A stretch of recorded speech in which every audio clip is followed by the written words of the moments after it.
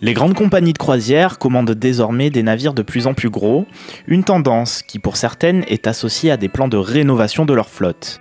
Dernier exemple en date, MSC Croisières, dont l'Harmonia est le premier bateau de la classe Lyrica, a bénéficié du programme de rénovation Renaissance. Le MSC Harmonia a été repensé avec une partie qui a été greffée sur la structure existante et qui lui a permis d'être rallongée de quelques 25 mètres. Un chantier spectaculaire qui a permis aux croisiéristes d'ajouter 200 cabines à bord de l'Harmonia.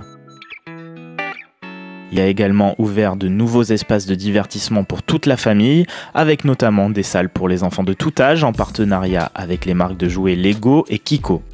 D'ici novembre 2015, les 3 autres navires de la classe Lyrica auront à leur tour achevé leur rénovation, le tout pour un investissement total de 200 millions d'euros, une dépense qui répond à des impératifs de marché. C'est un moyen de rentabiliser un peu mieux ce type de navire. Je pense qu'en plus de ça, alors cette fois-ci c'est le cas des Néo chez Costa, c'est aussi le moyen d'offrir un service différent aux passagers. Nous sortons un petit peu de la croisière de masse pour arriver à une croisière, un produit croisière un peu plus personnalisé avec des navires plus confortables. Et visiblement, la néo-collection de Costa Croisière plaît aux agents de voyage.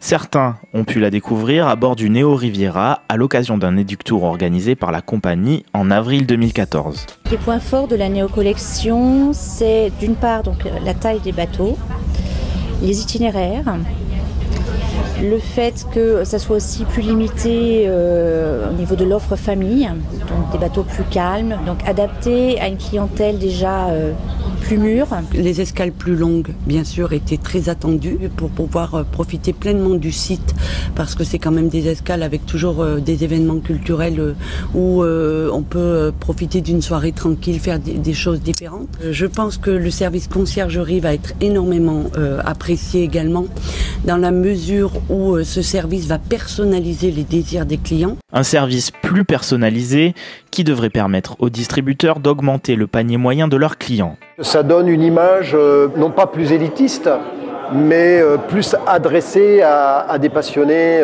du produit croisière. Nous, on est spécialisé dans le haut de gamme. On est là justement pour ajouter du service, à savoir des vols, des prestations hôtelières.